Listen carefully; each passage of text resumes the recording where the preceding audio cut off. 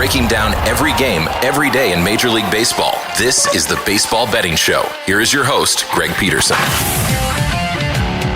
warmer friendly hello. Welcome to lovely Las Vegas for the Baseball Betting Show with myself, Greg Peterson, now part of the VSiN Family podcast. We've got a great podcast for you. In a few minutes, we're going to be joined by Curtis Rogers, who does tremendous work over at 710 Seattle Sports. He has had a nice up-close view of the Texas Rangers all season long with doing the Seattle Mariners pre- and post-game hosting. Along with that, I know he does so much out there in the Pacific Northwest, but we are going to be talking about what we've all gathered from these first two games of the World Series, turn it forward to what we can expect out in Arizona, and then in the final segment, we're starting to get openers as I record this for Game 3 of the World Series. I'll just give you guys a little bit of an overview with what I'm doing there, and then my set plays, those will be coming on the podcast tomorrow, along with my set DK Network pick, because I am sort of on the fence as to which way it's going to go, and it's going to be one of those cases where I'm going to be gauging the overnight line movements, so we got you guys all covered there with a look at Game 3 in the final segment. And if you do have a question, comment, segment idea, what have you for this podcast, you do have one of two ways we'll fire those in. First one is my Twitter/X timeline at GNet_D1. Keep in mind, letters EM, they mean does not matter, so as per usual, please do send these into the timeline. Other way is via an Apple Podcast review. If you rate this podcast 5 stars, it is very much appreciated. From there, you're able to fire on whatever you'd like to hear on this podcast via that 5-star review. And really didn't get in any of those questions today, but we did have a fun time taking a look at the great game of baseball on Saturday. It is now 1-1 in the World Series, so let's see how we got here. Games from yesterday is Greg buzzing about. Here is the rowdy recap. The Arizona Diamondbacks ripped the tar out of the ball. Death by a million cuts, as they had one home run. That was Gabriel Moreno. That was a solo shot off of Jordan Montgomery, who did not have a single strikeout in this game. For Jordan Montgomery, he gives up 4 runs in 6 innings, no strikeouts, 1 walk, and that home run surrender. From there, Dane Dunning, Andrew Heaney, they were able to piecemeal together a scoreless inning between the two of them. And then Chris Strain, he gives up a run while getting a pair of outs out of the bullpen. It was really Martin Perez, who, that's when you know the Rangers are in a last resort sort of scenario. He gives up 4 runs while getting just 4 outs. Meanwhile, for the Rangers, they just could not get anything going on offense. Mitch Garver took Merrill Kelly deep, his 3rd home run of the campaign, but that's all Merrill Kelly would allow in 7 innings. A very tremendous start from him. And then Andrew Saul, Frank, Luis Frias. From there, they combined for 2 scoreless innings, as our DK Network write-up pick in Game 1 was the over. Our DK Network write-up pick in Game number 2 was the over. Both were able to hit. And now from our good friend Dave Tooley at View from Vegas, overall for the postseason, overs are at 18, 17, and 3 with road teams 23 and 15 overall on the money line, and the underdogs, they're at 24 and 13. There was one game in which was a pick'em, but both games in the World Series have went over the total this far, and as we know, it is now 1-1. So a tremendous day of baseball, and it's always tremendous to get this man on. As Curtis Rogers, he does amazing work over at 710 Seattle Sports. He does the pre- and post-game hosting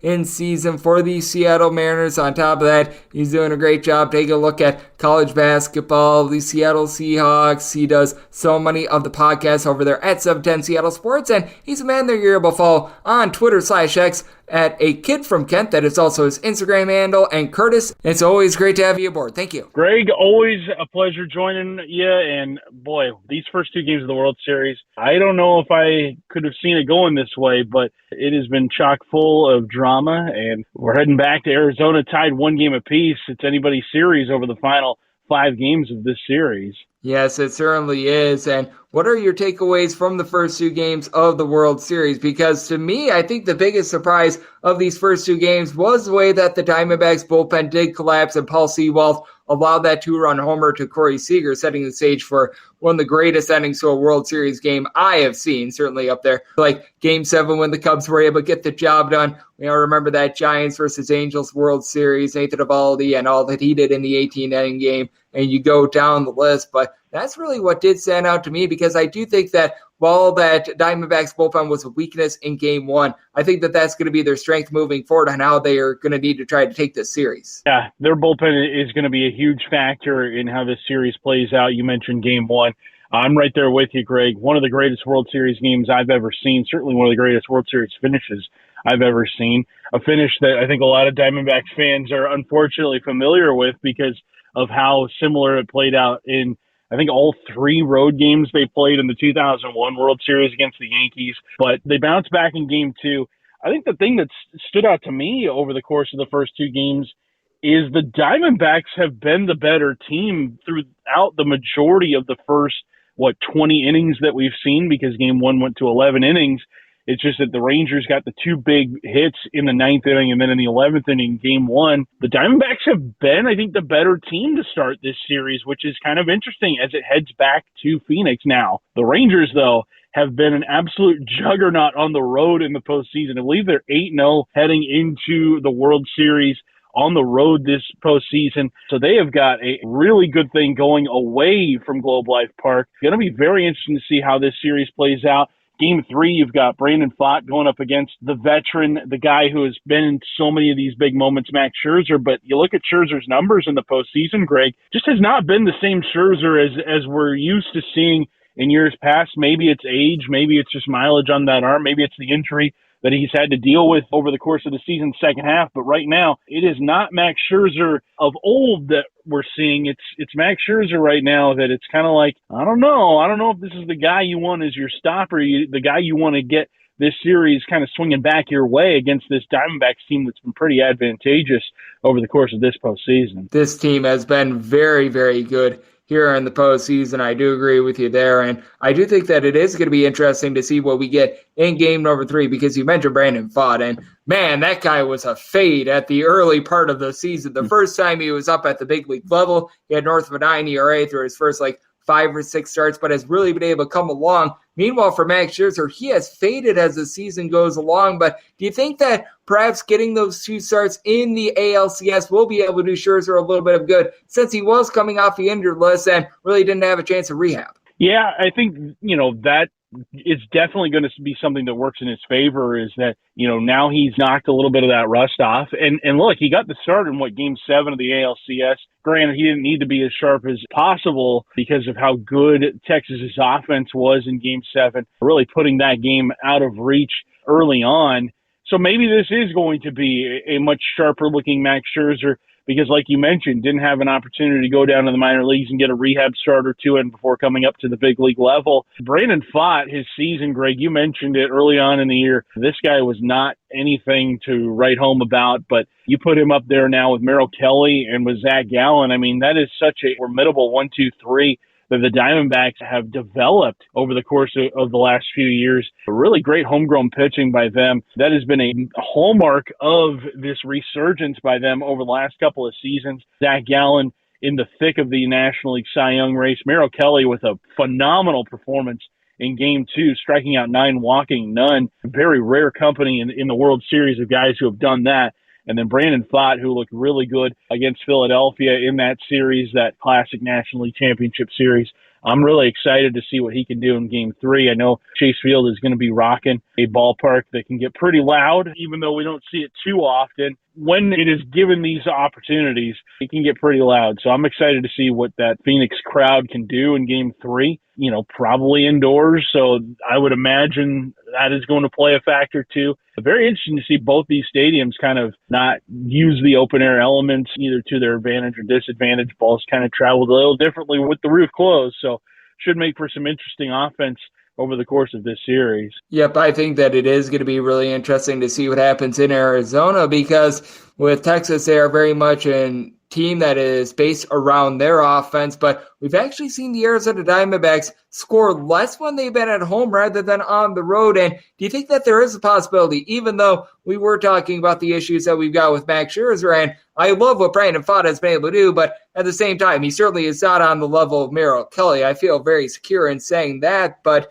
even with that, do you think just because of the travel, because now we are going to be in Arizona, the change in scenery, that could cause for a little bit of a lower scoring game number 3? It's very possible. I think it's very possible, especially considering all the factors right now. Chase Field is a very deep ballpark, especially in that outfield. It's a pretty expansive outfield. And the Diamondbacks' outfield defense is really good with Corbin Carroll in center field. You got Alec Thomas out there as well, Lourdes Gurriel out there in left field. I mean, they've got guys that can go get it in the outfield. So this series is going to shape up to be a little bit lower scoring once we head back to Chase Field. I'm really, really interested to see just kind of how this Texas offense continues to travel. I mean, look, going to play the Astros at Minute Maid Park this season in the ALCS, it's weird because Houston had always been such a juggernaut at home. We all know that's where the trash cans were. But this season they had a below 500 record in the regular season at home. And then obviously in the postseason they had a below 500 record at home. So I wonder how much have the Rangers been able to take advantage of a down Astros team at home, and how much of it was just them simply being able to flip a switch on the road. I'm going to be very interested to see just what happens here in Game 3. I think Game 3 is so pivotal in this series because there's just so much that could go either way. I would not be stunned if the Rangers won Game 3. I would not be stunned if the Diamondbacks won Game 3. And based off of how the first two games have gone, I feel like the Diamondbacks have a little bit of an edge going into Game 3 over Texas. Rangers with an opportunity to respond, with an opportunity to say, hey, that Game 1 win was not a fluke. We are still a force to be reckoned with. We are the favorites to win this thing. We have been the favorites to win this thing since the outset of the series. I would imagine that they are going to come out, play a little more inspired ball in Game 3 because their backs are against the wall a little bit, going up against a Diamondbacks team that can now take advantage and get some home field advantage on their side. Yeah, I'm right there with you. I think that this is going to be such an interesting series, and you expected after the Diamondbacks had that soul-crushing loss that perhaps they might be a little bit flat in game number 2, but Merrill Kelly was able to pick them up. As they always say, momentum is as good as the next day's starting pitcher, and the next day's starting pitcher was very tremendous in game number 2. That's Curtis Rogers, who does amazing work over at 710 Seattle Sports, is joining me right here on the Baseball Bank Show. And how much do you think it is pivotal that game number 3 does go to the Texas Rangers? And the reason why I say that is because in game number 4, you've got to figure that it's going to be full-fledged bullpen games for both of these teams. With the Texas Rangers, they had to use up Dane Dunning and Andrew Heaney quite a bit in games 1 and 2. So you got to figure that it's probably going to be those two guys. They're going to be sort of piggybacking off of one another, along with perhaps a little bit of John Gray, who also got used in game 1. And I just don't think that either team is going to be able to get more than, say, 3 innings out of any of their respective starters. And I think that it is big as well that Ryan Nelson of the Diamondbacks was a starter during the regular season. He has yet to pitch, and that could give them a little bit of a leg up, which is why I do think there needs to be a lot of urgency for the Rangers in this game 3. They got to have it. They have to have it in game 3 if they want to really make things happen in this series. Do you go with your game 1 starter on short rest in game 4? I mean, it'd only be a 3-day rest if you're the Rangers to avoid falling in a 3-1 hole. I think that is something that Bruce Bochy might have to consider. I know he's not afraid of throwing guys on short rest. As we know, when he was with the Giants, he famously would throw Madison Bumgarner on, 1 or 2 days rest. I remember Bumgarner going Game 7 of the 2014 World Series. I believe that was on 1 or 2 days rest in relief. So, desperate times call for desperate measures. If they don't get Game 3, you got to wonder who's going to be out there for the Rangers in Game 4. Could it be Nathan Eovaldi? I know he has dealt with the injuries this season, missed a good chunk of the second half, but as we know, he's a gamer. You mentioned it earlier, before we started, Eovaldi with that classic relief appearance for the Red Sox back in 2018, going 6 innings against the Dodgers, ultimately coming out with the loss. But that's a guy who will do whatever it takes when given that call. Hey, I will go out there. I will do whatever needs to be done in order for us to go out and win this thing. Very interesting to watch this chess match between Bruce Bochy, who has been here before many times. This is his 5th World Series appearance, 3rd different team he's taken this far, and Torey Lovullo, who has never been this far before, but right now seems to have a lot of momentum going his way with this Diamondbacks team heading back to Phoenix here tied at 1. And I will put you on the spot right here. If you had to pick the World Series right now, we are through 2 games, 1-1. Would you lean a little bit more to the Rangers, or would you lean a little bit more to the Diamondbacks? I think I'm still leaning Rangers, even though the Diamondbacks have shaken off that Game 1 loss, that dramatic Game 1 loss, the loss that you'd think would have really just kind of broken anybody's spirit in that Diamondbacks clubhouse. Not to be the case after Game 2. They seem very alive, but I think Texas just has so much firepower offensively. I like their pitching staff as well. I know that bullpen can be a little shaky at times, but look, if your offense is clicking, if your starting pitching is clicking, that makes it easy on anybody's bullpen to get you through 9 innings. So I still believe in this Rangers team to get the job done over the course of this series. But hey, if I'm proven wrong, that just means we're going to have a crazy series on our hands. So I'm rooting for chaos above all in all of this thing. If it goes a full 7, I'm going to be thrilled with it. I know you'll be thrilled with it. I think baseball fans all over are going to be thrilled with it. These two teams are pretty evenly matched, as we have kind of found out over the course of the first 2 games. So it should make for a tremendous series going forward. It is going to be a tremendous series, and Curtis, you do a tremendous job over there at 710 Seattle Sports. I know you've had a front row ticket to the AL West all season long, so you know the Texas Rangers about as well as anyone. You're doing incredible work with regards to the Seattle Seahawks, the Seattle Kraken, getting set for college football, and so much more. So let the good people at home know what's all on tap for you and how people can follow along on social media and other platforms. Yeah, we've got everything going on right now. As Greg mentioned, NFL, college football with the Huskies, number 5 in the country. College basketball gets started in about a week and a half here. Super pumped for that. And then, all sorts of Mariners off-season conversation going on at Seattle Sports too. And hey, who knows? Maybe some trades will happen over the course of the next few weeks after this World Series wraps up. If they do, that's the place to be, seattlesports.com. And like Greg said, you can follow on X at A Kid from Kent and also on Instagram, same exact handle.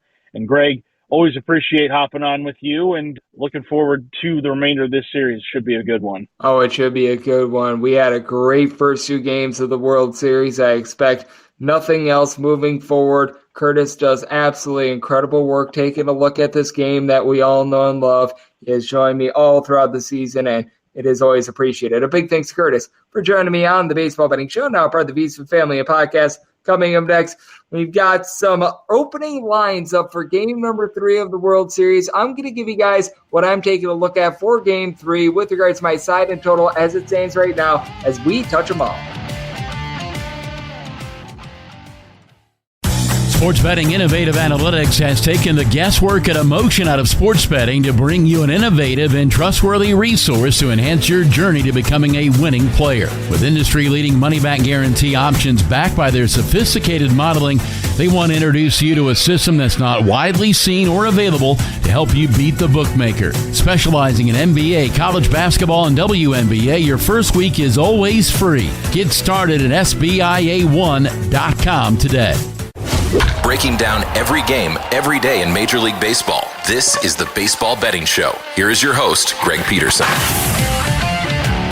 And we're back here in lovely Las Vegas for the Baseball Betting Show with myself, Greg Peterson, now part of the VSiN Family Podcast. Always great to be joined by Curtis Rogers. He has joined me all throughout the season, does an incredible job taking a look at the game of baseball. He does a nice job taking a look at everything out there in the Pacific Northwest. You can be assured that he is going to be joining my college basketball podcast throughout the season as well. His time is always appreciated. So a big thanks to Curtis for joining me in the last segment. Now it is that time of the podcast to give you picks and analysis for game number 3 of the World Series as we touch them all. If a game is listed on the betting board, Greg has a side and a total on it, so it is time to touch them all. Do note that, as per usual, any changes that are made to these plays will be listed up on my Twitter feed at GN_D1, and also be mindful that I am going to be taking a look at overnight line movement here, so we might be changing it up just a little bit. I'm on the edge with regards to what I'm going to be writing up in terms of the DK Network picks, so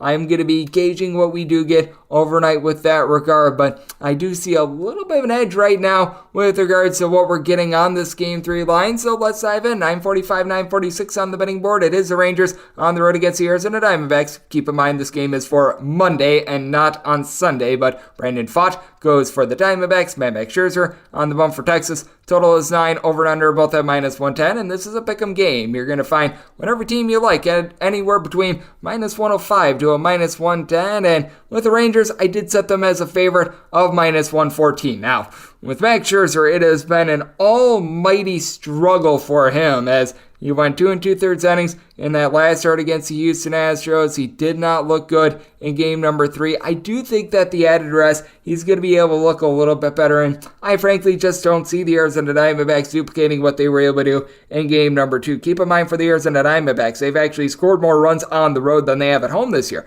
averaging about 4.45 runs per game when they're at home. On the road, a little bit more than 4.7 runs per game. As for the Diamondbacks, they were able to have that 1-4 home run game in that series against the LA Dodgers, but that's just because Lance Lynn is Lance Lynn. And if you take a look at the power on this team, very much balanced. Gabriel Moreno, Tommy Pham, Alek Thomas have all been able to give you between 3 and 4 home runs, and that has been the key for the Diamondbacks. I am still waiting for Christian Walker to emerge. He did get a hit late in game number 2, but overall for the postseason, he, Evan Longoria, Manuel Rivera, all hitting below a 200, so that has been a little bit of an issue. But you've got Ketel Marte, who is on an 18-game hit streak. I believe that is a single postseason record. Corbin Carroll has been able to pick it up as well, so been very impressed by those guys, which is why at this 9, I am taking a look at the over. Now with Brandon Pfaadt, very interesting to look at him because his regular season ERA was a 5.72. Really could not get anything going whatsoever. Here in the playoffs, he's given up 5 runs in 4 starts. He has been a completely different man,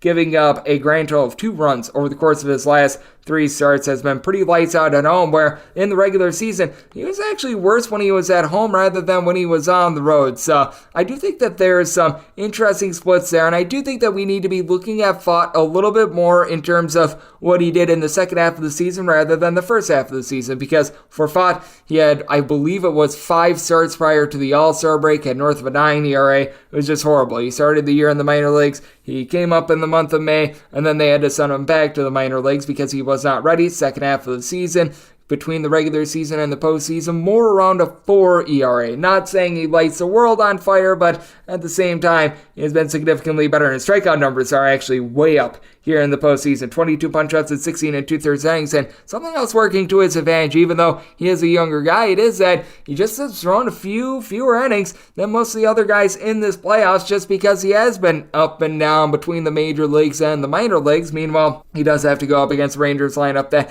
it's not quite the same on the road as at home. At home, averaging about 1.8 home runs per game. That is number 2 in the big leagues, number 1 in the American League. On the road, it's more around about 20th. You've had Adolis Garcia be amazing. Home run in 5 out of his last 6 games. Didn't go deep on Saturday, but still, he's been able to do incredible work. As you've also got Josh Young, Evan Carter, Corey Seager, all been able to hit at least a 300 here in the postseason, with Seager 4 home runs, including that big one in game number 1. You just have so much balance with this lineup, as when the Rangers want to, they could trot out there a lineup in which 1 through 9 all had at least a 258 during the regular season, with the lone exception being Mr. Adolis Garcia, who had north of 100 RBI during the regular season. And something else to be mindful of as well is the Rangers bullpen. We did see it in game number 2 on full display. It's not terrific. Between the regular season and the postseason, 24th in the big leagues in terms of ERA. They are going to be rested, so they're going to have Jose Leclerc or Aroldis Chapman all at the ready. You've got to think that you're probably going to have perhaps Andrew Heaney or Dane Dunning as a bulk guy. I think that they're going to try to save them for game number 4, but that's going to be an option along with the old 55 shades of John Gray. So the Rangers, if they could just get really 4, maybe 5 innings out of Max Scherzer, they should be fine. The Diamondbacks do have the bullpen advantage. We have been seeing Andrew Saalfrank all throughout the year be relatively solid. Has struggled with command a little bit here in the postseason, but you've had some really good performances out of Paul Sewald, stands at game number 1. Kevin Ginkel, these 2 guys have been able to give you a sub-3 ERA here in the postseason. Even someone like Miguel Castro has been able to pick up. And for the Diamondbacks, they do have a top 5 bullpen from September on. So if you go from September 1st until now, they have posted up a sub-275 ERA. They have been good on that front. So it's a very interesting game to be able to handicap, but I do think that the Rangers, just with that lineup, they are going to be able to power their way to victory. At a 9.5, I'd begin to look at an under, because Arizona just doesn't play the same as Texas does with regards to a hitter's ballpark. But at 9, like I'm seeing right now, looking at the over, and with the Rangers, I'm willing to lay up to a -114 with regards to money line. I will settle on a DK Network write-up pick during the daytime, and then I will be relaying that to you on the podcast tomorrow. So I'm with you guys every single day here on the Baseball Betting Show. And if you do like hearing from this fine podcast, you're able to subscribe wherever you get your podcasts: Apple Podcasts, Google Play, Spotify, Stitcher, and TuneIn. If you have a question, comment, segment idea, what have you for this podcast, you have one of 2 ways we offer those it. First one is my Twitter/X timeline at GNN_41. Keep in mind, letters EM, they mean does not matter. So as per usual, please do send these into the timeline. And the other way, that's fine, an Apple Podcast review. If you rate this podcast 5 stars, it is very much appreciated. From there, you're able to fire in whatever you'd like to hear on this podcast via that 5-star review. And a big thanks to Curtis Rogers, who does amazing work over at 710 Seattle Sports, for joining me in the last segment, coming at you guys every single day throughout the year and coming at you guys every single day throughout the baseball season. That means I'll be back with you once again tomorrow. Thank you so much for tuning in.